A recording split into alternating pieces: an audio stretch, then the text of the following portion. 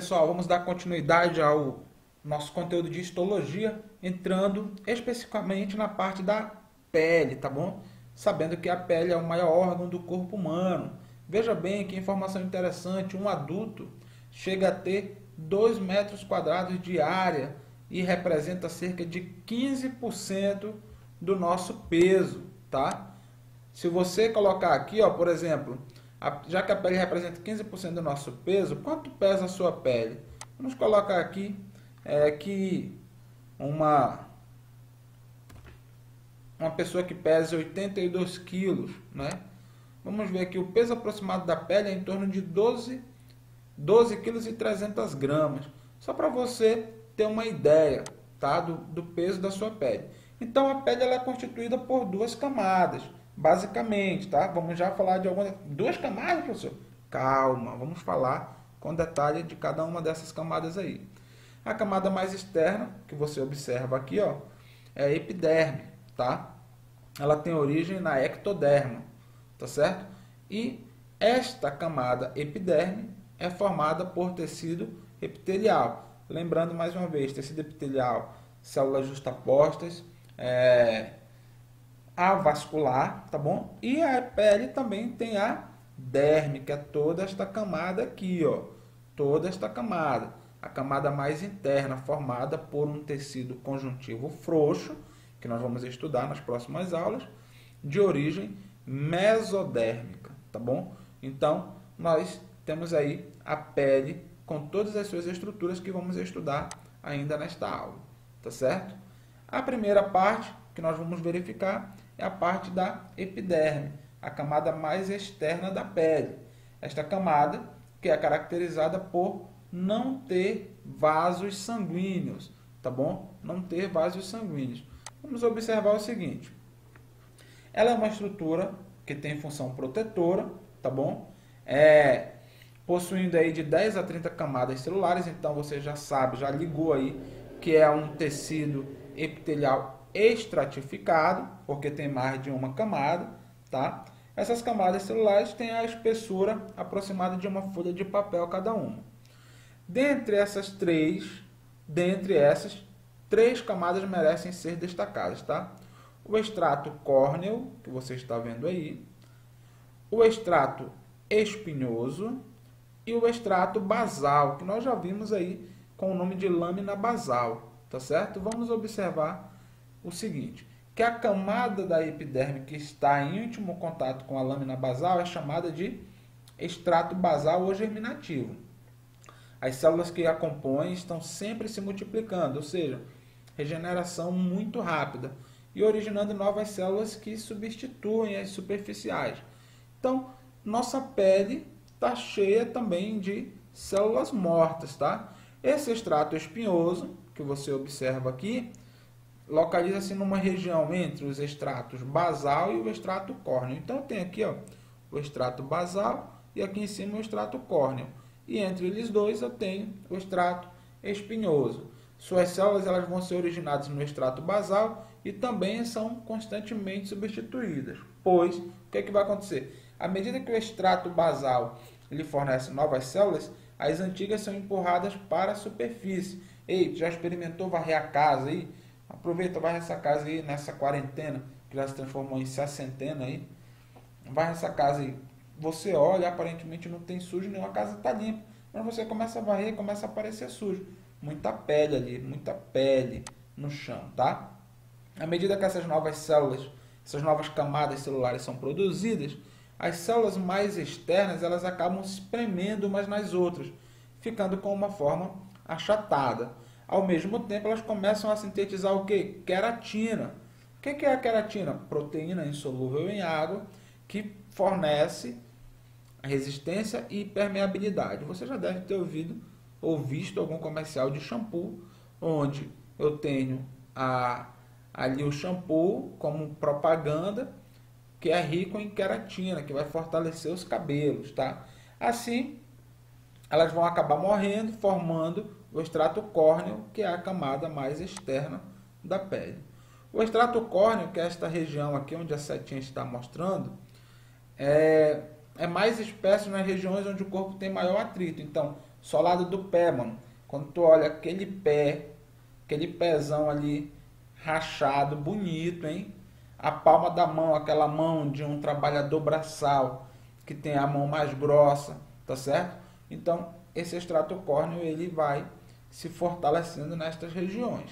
E existem formações que são completamente constituídas pela camada córnea, como, por exemplo, as unhas, os calos, as caspas, os pelos, tá bom?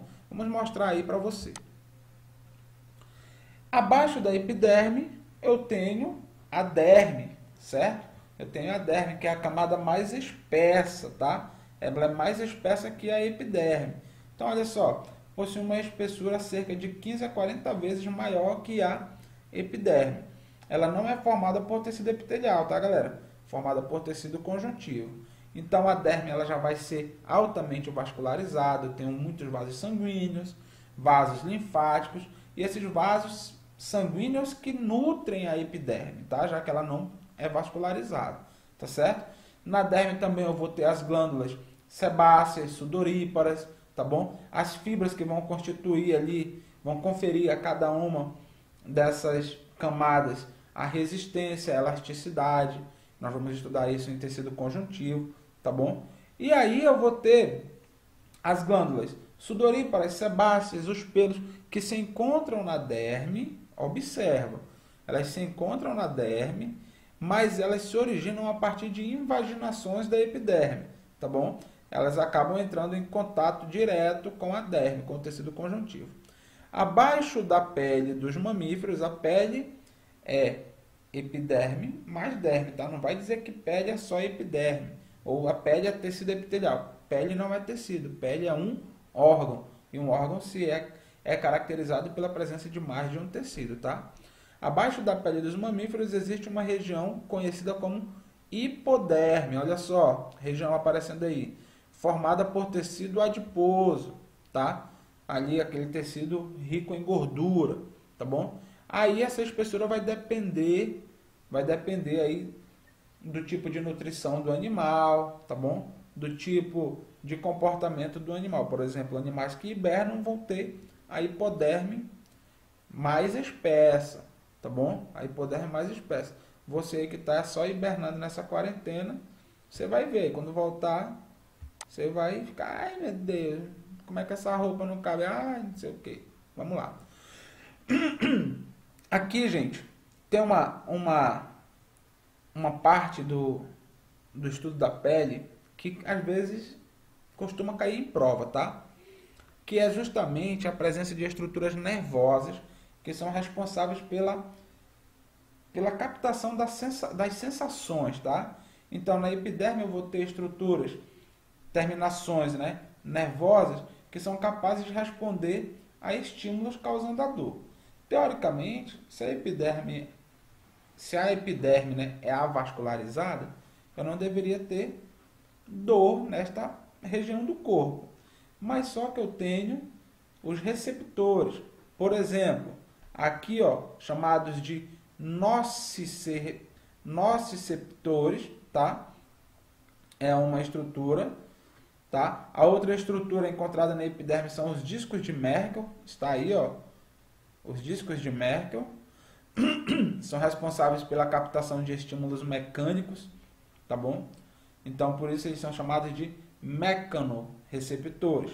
Então, você sente o toque, você sente a pressão.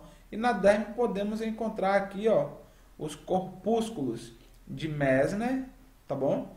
Os corpúsculos de Pacini, os corpúsculos de Krause e os corpúsculos de Ruffini, cada um com a sua função específica, tá bom? São sensíveis ao toque e à pressão, são sensíveis à pressão mais forte, tá bom? Sensíveis ao frio, por isso que eles estão ali pertinho dos pelos, ó, quando você tem frio, às vezes os pelos ficam eretos ou eriçados, tá bom? E aqui, sensíveis ao toque e ao calor, tá, galera? Isso daqui é uma partezinha, um parênteses importante que você deve levar em conta na hora de estudar, tá bom? Agora, uma estrutura anexa à pele, que são os pelos, né? os pelos, você vai verificar já já que os pelos eles têm uma função muito importante, ou várias funções. Uma delas é a questão da proteção, né? Questão da proteção. Quando os pelos ficam eriçados, eu também posso me proteger, pode ser uma proteção contra o frio, desculpa. Ou ainda, pode ser uma resposta a algum estímulo. Sabe lá, um espírito não passou perto de ti, ficou com os pelos arrepiados aí. Isso é brincadeira, tá, gente? Mas pode acontecer. Então, olha só. Aqui no caso dos animais, tá bom? Dos animais, eu tenho os pelos brancos aqui como um fator evolutivo, né? Um fator evolutivo, manifestando a camuflagem. E essa camuflagem é chamada de homocromia. O que isso quer dizer, cara? Quer dizer que eles aparentam apenas uma cor, tá? Então, o urso polar e outros animais também, dependendo do ambiente em que se encontram, que fazem esse tipo de estratégia aí para se defender. Ui, agora sim, meu amigo.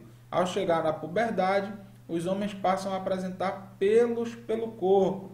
Então aqui, né, a moda da barba, que agora com a pandemia o pessoal está tirando a barba.